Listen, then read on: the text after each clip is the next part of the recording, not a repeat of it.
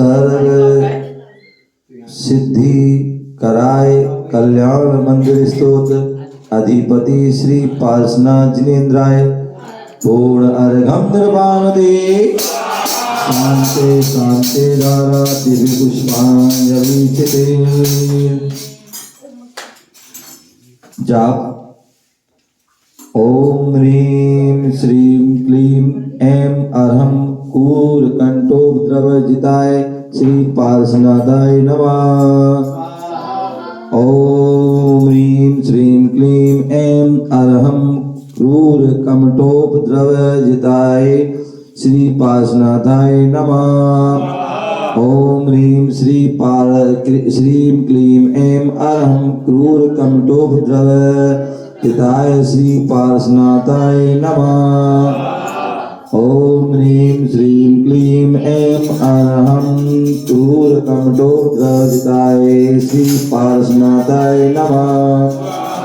ओम ह्रीं श्रीं क्लीं ऐं अरहं क्रूर कंठोपद्रवजिताय श्री पार्श्वनाथाय नमः। ओम ह्रीं श्रीं क्लीं ऐं अरहं क्रूर कंठोपद्रवजिताय श्री पार्श्वनाथाय नमः। ओम ह्रीं श्रीं क्लीं ऐं अरहं क्रूर कंठोपद्रवजिताय श्री पार्श्वनाथाय नमः। ओम ह्रीं श्रीं क्लीं ऐं अरहं क्रूर कंठोपद्रवजिताय श्री पार्श्वनाथाय नमः। ओम ह्रीं श्रीं क्लीं ऐं अरहं क्रूर कंठोपद्रवजिताय श्री पार्श्वनाथाय नमः। बोले पार्श्वनाथ भगवान की ओम सशक्त विद्या तपसा प्रणयिका समग्र धीरु कुलाधरात्मा मया सदा पार्जिना प्रणमते विलीन मिथ्यापदिष्ट विक्रमा चरण वंदना में करूं चरणों का में दास नास पास भव का करो दीजे चरण निवास दीजे चरण निवास दीजे चरण निवास। बोले अनंतानंद सिद्ध परमेष्ठी भगवान की। सभी के दोनों हाथ सिद्धालय की ओर। बोले अनंतानंद सिद्ध परमेष्ठी भगवान की। बोले आदि प्रभु आदिनाथ भगवान की। ठंडी लग रही है। हाँ बोले चिंतामणि पार्श्वनाथ भगवान की। शासन नायक भगवान महावीर स्वामी की।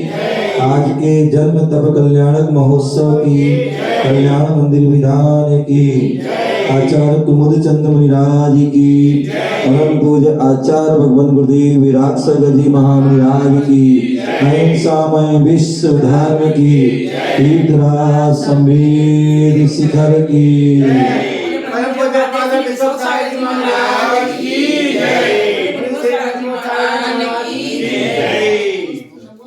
आज हम सभी भारत की राजधानी दिल्ली के निकट हरियाणा प्रांत सोनीपत जिला राई तहसील असावर ग्राम अनेकाधाम लघु संवेद शिखर क्षेत्र श्री पार्श्वनाथ जिनालय में बैठे हुए हैं। आज का पावन पुनीत प्रसंग वर्तमान 24 के अष्टम तीर्थंकर चंदापु भगवान एवं 23वें तीर्थंकर चिंतामणि पारसनाथ भगवान का जो है जन्म और तप कल्याण एक साथ जो है दो तीर्थंकर दो कल्याणक 4 कल्याणक हैं। ये बहुत पावन पुनीत दिन है। कहते हैं एक ज्योतिष में कहा जाता है कि यदि आपको कोई काम करना हो और यदि उस दिन कोई शुभ तिथि ना हो, शुभ तिथि 2 पंचमी सप्तमी अष्टमी नवमी 10वीं 11 12 13 और पूर्णमासी ना हो, लेकिन किसी भगवान का कल्याणक हो, क्या हो, कल्याणक हो, चाहे वो गर्भ हो, जन्म हो, तप हो, ज्ञान, मोक्ष, कोई भी कल्याण हो, तो समझ लेना वो क्या है, वो तिथि विशेष हो गई।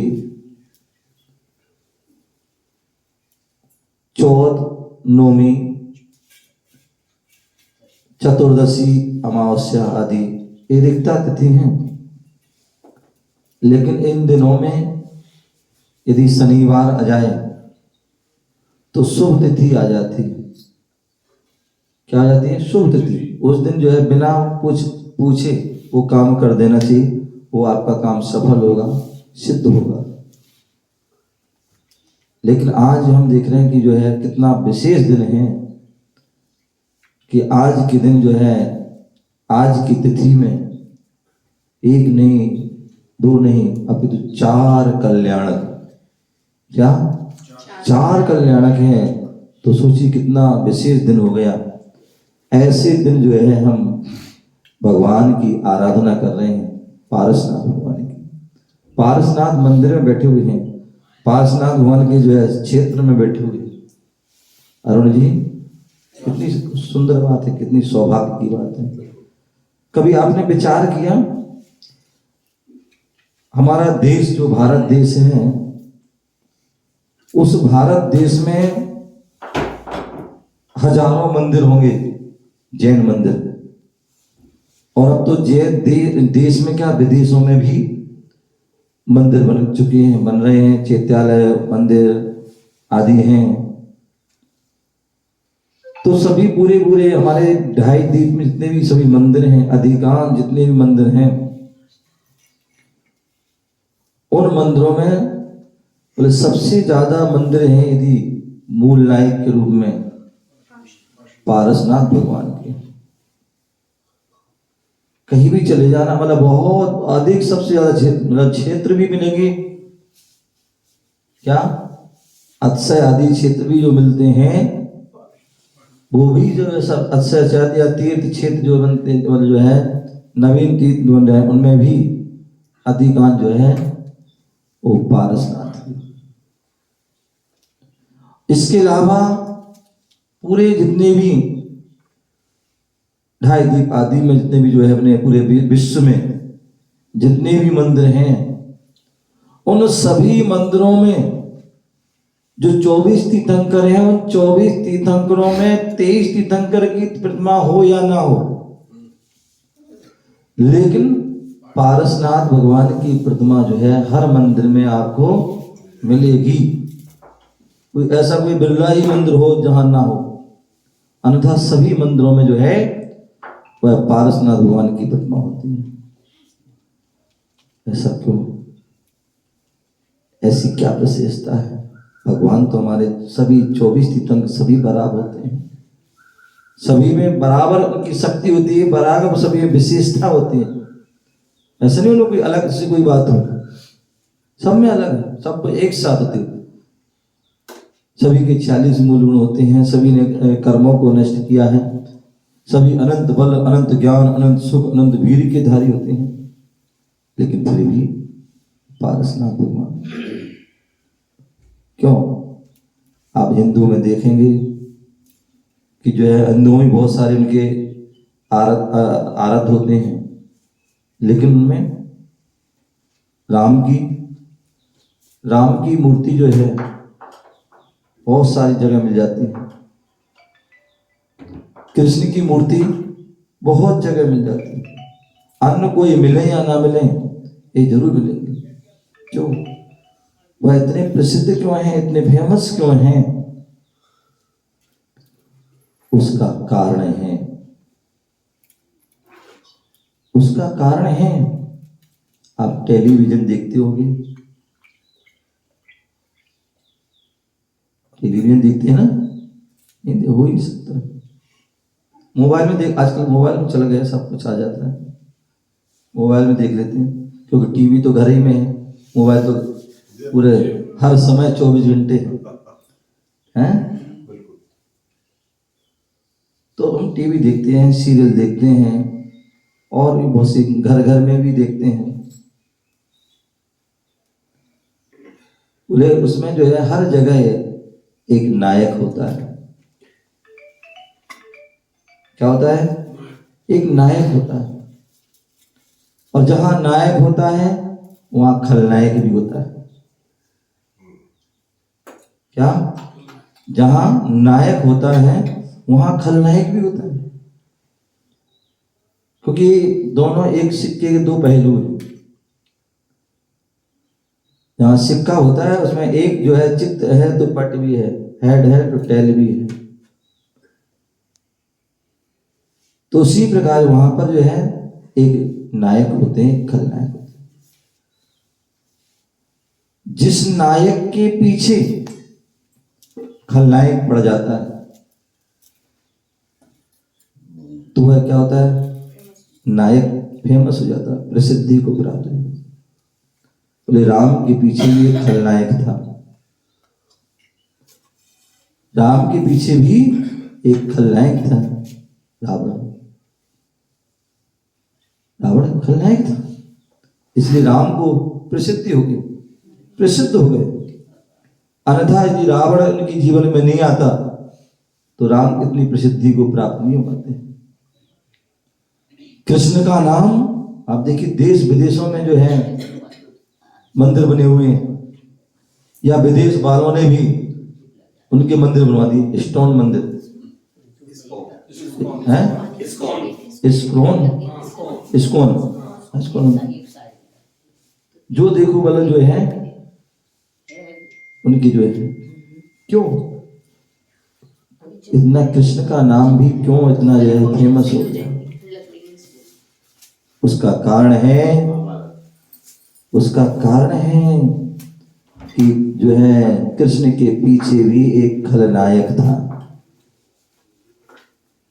जन्म जन्म के पूर्व से ही लग गया था वो तो। अभी स्वाध्याय चल रहा था, बहुत सुंदर नियम सार में बात चल रही थी कि व्यक्ति के जो है उपसर्ग करने वाला होता है, भगवान के ऊपर या मुनियों पर कोई उपसर्ग करने वाला होता है, या व्यक्ति को परेशान करने वाला होता है, कोई गैर नहीं होता है। वो कोई गैर नहीं होता है, वो अपना ही होता है। चाहे वो गज कुमार मुनिराज हो, चाहे वो सुकुमार मुनिराज हो, चाहे वो सुकौशल मुनिराज हो, चाहे वो पारसनाथ मुनिराज हो, इतने चाहे पांडव मुनिराज हो, सभी मुनिराज जितने भी उपसर्ग हुए उन सब पर अपने ही लोगों ने उपसर्ग, चाहे द्विपायन मुनिराज हो, अपने ही। उसी प्रकार जो है कृष्ण जो इतनी प्रसिद्धि को प्राप्त हुए तो वो भी किस लिए? क्योंकि उनके पीछे भी खलनायक था। कंस जो उनके मामा जो थे वो खलनायक थे। उसी प्रकार जो है पारसनाथ जो है इतनी प्रसिद्धि को प्राप्त हुई,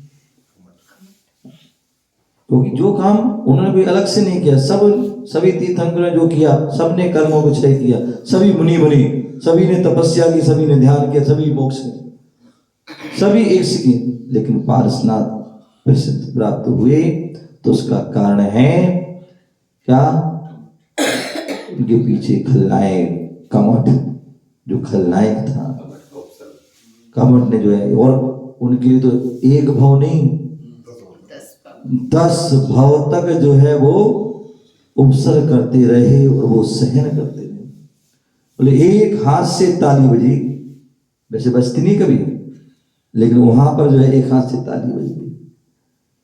पार्श्वनाथ क्षमा करते रहे, पार्श्व कुमार और पार्श्व कुमार तो जो उस समय पार्श्वनाथ थे ही नहीं, पार्श्वनाथ तो 10वें भाव में, उसके पहले तो सामान्य हम जैसे मनुष्य ही थे, लेकिन सभी ने सहन किया। उन्होंने सहन किया, तभी जो है वह अंत में जो है क्षमा की मूर्ति ईश्वर परमेश्वर परमात्मा भगवान बने। और भी अनेक जो है हम लोगों को जान सकते हैं, पहचान सकते हैं, जो भी प्रसिद्धि को प्राप्त होते हैं तो कोई ना कोई जो है कहते हैं, मैंने एक दिन कहा था कि 2 ही व्यक्ति प्रसिद्धि को प्राप्त होते हैं, एक विख्यात होते हैं और एक कुख्यात होते हैं। क्या? एक विख्यात और एक कुख्यात। जो अच्छे काम करते हैं वो विख्यात हो जाते हैं, और जो बुरे काम करते हैं वो कुख्यात हो जाते हैं। नायक जो है विख्यात होते हैं और खलनायक जो है कुख्यात होते हैं। ध्यान रखिए, घर में भी ऐसा हो सकता है। हो सकता है एक घर है, उस घर में कई सदस्य हैं, और उस घर में एक नायक भी हो सकता है, और कोई उसके जो पीछे पड़ा होगा वो क्या होगा? वो खलनायक होगा। और जब खलनायक पीछे पड़ जाता है तो नायक जो है निखर जाता है। क्या होता है? जैसे सोना होता है ना, सोने को तपाते हैं तो वो क्या होता है? खरा हो जाता है। उसी प्रकार जो है नायक के पीछे दिखल नायक होता है, तो वो भी संभल के और सब प्रकार से करके वो निखर जाता है। प्यारे बंधुओं, हमें जीवन में यदि बनना है तो कभी खलनायक नहीं बनना, क्योंकि खलनायक कभी अच्छा नहीं होता। कितने वर्षों हजारों वर्ष हो गई, हजारों लाखों करोड़ आदि वर्ष हो गई, लेकिन आज भी नायक को भी याद किया जाता है, खलनायक को। नायक को जब भी याद किया जाता है उसको अच्छाई में याद किया जाता है, और खलनायक को जब भी याद किया बुराई में किया जाता है। राम को यदि याद किया तो मर्यादा पुरुषोत्तम राम के नाम से जाना जाता है, और रावण को जो उसने वह जो है मर्यादा तोड़ी, इसलिए उसको उस रूप में उसको जो है याद किया।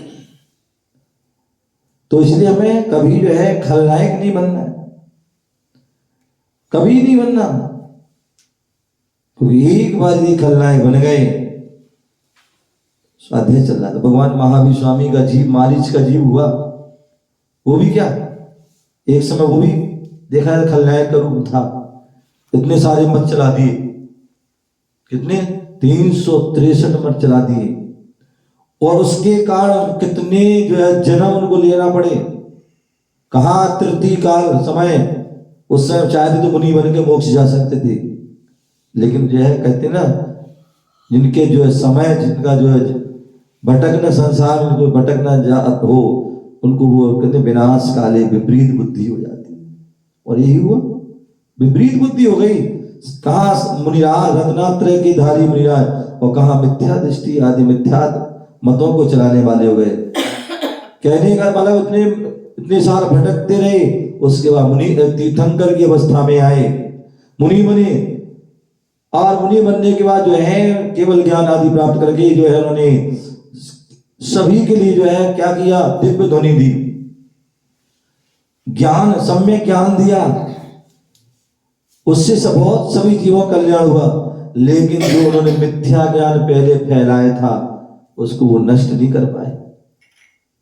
अपना तो कल्याण कर लिया उन्होंने, लेकिन जो अकल्याण फंस गए थे उनका कल्याण नहीं कर पाए। तो इसलिए कहते हैं कभी भी खलनायक नहीं बनना, कभी नहीं बनना, एक क्षण के लिए भी नहीं बनना, अन्यथा हम जब भी मौका मिलता है तुरंत खलनायक बन जाते हैं। चाहे वो हम घर में हो, चाहे बाजार में हो, चाहे फैक्ट्री में हो, चाहे कहीं पर भी रोड पे हो, कहीं पर भी। बोले बिल्कुल नहीं, बनो तो नायक बनो, खलनायक कभी नहीं बनो। बनो तो लायक बनो, नालायक नहीं बनो। तो नायक बनो, खलनायक नहीं। और मैं तो ये भी कहता हूं कि ना खलनायक बनो और ना ही नायक बनो, ना खलनायक बनो ना ही नायक बनो, बनना है तो मूल नायक बन जाओ। क्या बन जाओ? मूल नायक बन जाओ। पारसनाथ भगवान ना खलनायक बने ना नायक बने, अभी तो वो मूल नायक बन गए और अपने जीवन को सेठ। आज वही पारसनाथ भगवान के हम कई बार देखते हैं, व्यक्ति पारसनाथ भगवान के हम सब भक्त हैं क्या, लेकिन वो कब तक रहते हैं? जब तक हम मंदिर में रहते हैं। और मंदिर के बाद तो हम सब क्या बन जाते हैं? कमठ के भक्त बन जाते हैं, कमठ बन जाते हैं। तो हम कहते हैं हमेशा जो है बनना है तो हमेशा पारसनाथ के भक्त बनो तो कल्याण हो जाएगा, अन्यथा हम दोहरा जीवन जियोगे। क्या दोहरा जीवन जियोगे? यहाँ पारसनाथ के भक्त और वहां कमठ के भक्त, तो कभी कल्याण होने वाला नहीं है। कहने को बहुत कुछ है, समय आपका है। हम सभी जो है उन पारसनाथ भगवान के जो विशेष गुण हैं उन गुणों को जो है अपने जीवन में अंगीकार करें और उन जैसे महान, कहते हैं आपने सुना हो गांधी जी के बारे में, देखा जाए तो देखो वो जैन नहीं थे। बोले जैन धर्म किसका है? जो माने उसका है। जैन धर्म जन जन का होता है। बोले वो जैन नहीं थे लेकिन फिर भी वो पारसनाथ के भक्त थे। वो जैन नहीं थे लेकिन फिर भी महावीर के भक्त थे कि नहीं थे? अरुण जी हैं? अरे गांधी जी जो है पारसनाथ के भक्त थे, नहीं थे? उनके लिए अहिंसावादी, उन्होंने उनके गले पे गाल पे एक थप्पड़ मार दिया, उन्हें दूसरा गाल कर दिया, तीसरा कर दिया, चौथा मारा, भाई कितना मन है। अंत बेचारा वो भी जो है थक गया, भैया इनके कुछ था। तो वो पारसनाथ भगवान के भक्त थे। भगवान महावीर स्वामी के थे भक्त थे। अहिंसा परमो धर्मा का उन्होंने सूत्र दिया, जियो और जीने दो को उन्होंने अपने जीवन में उतारा। जिन्होंने अपरिग्रह सिद्धांत को अपनाया, क्या उनके पास कमी थी? बैरिस्टर थे, विदेश से पढ़ के आए थे, चाहते तो कितना वो कमा सकते, कितना क्या कर सकते, लेकिन नहीं, उन्होंने अपने कल्याण और देश के कल्याण के लिए पूरा जीवन बिता दिया और केवल एक धोती और एक दुपट्टा, बस सादा सिंपल सादा जीवन, उच्च विचार में पूरा जीवन निकाल दिया। जब एक जैन नॉन जैन में व्यक्ति जन्म होकर जैन धर्म को स्वीकार कर सकता है तो क्या हम नहीं कर सकते? हम भी कर सकते हैं। राधे बंधु, हम सभी ऐसे तीर्थंकर भगवंतों के, ऐसे हम दिगंबर मुनिराजों के और जिनवाणी के भक्त बने तो निश्चित ही हम भक्त ही नहीं, हम भगवान भी बन जाएंगे। हम शिष्य ही नहीं अपितु गुरु भी बन जाएंगे और आपका जीवन सार्थक और सफल हो जाएगा। इसी भावना से जय बोलो महावीर भगवान की। बड़ी बारस है और कल के दिन 1994 में परम पूज आचार्य भगवान गुरुनाम गुरु आचार्य दादा गुरु विमल सागर जी महामुनिराज को जो है जिन्होंने अपनी